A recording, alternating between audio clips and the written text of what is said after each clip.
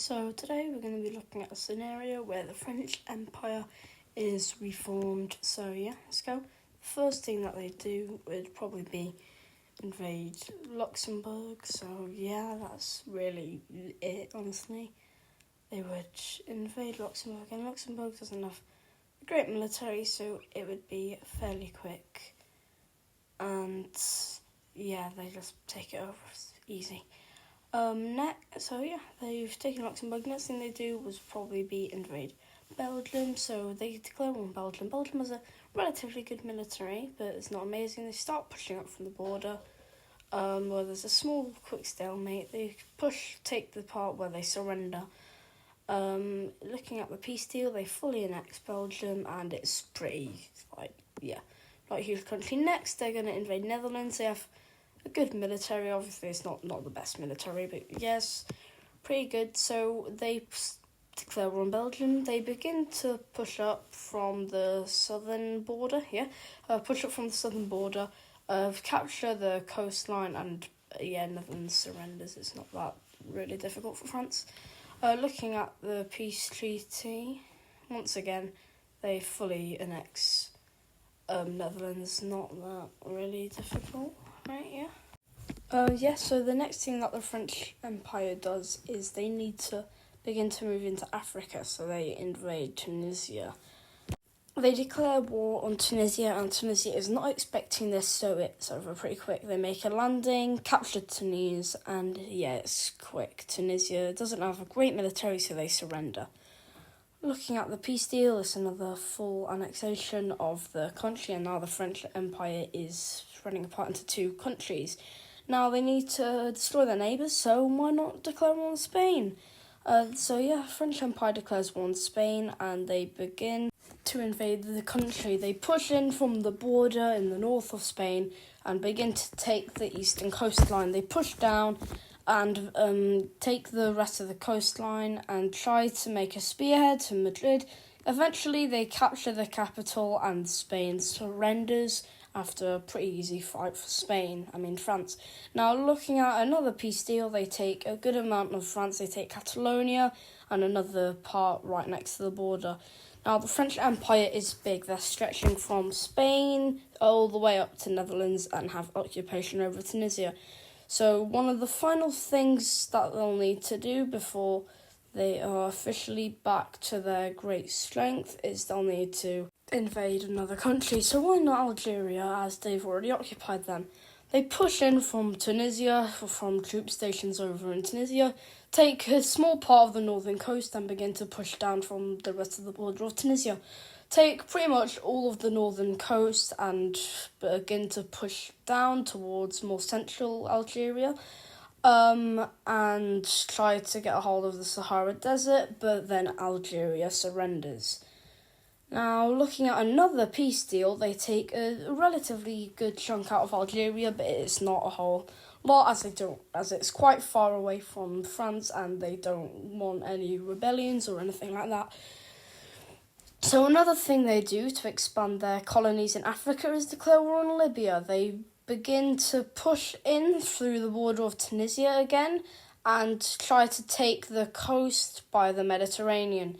They do that successfully and continue to push down into Libya and push further down the coast and into central Libya, wrap around over to the coastline, which puts Libya in a very bad situation, and they eventually completely surrender.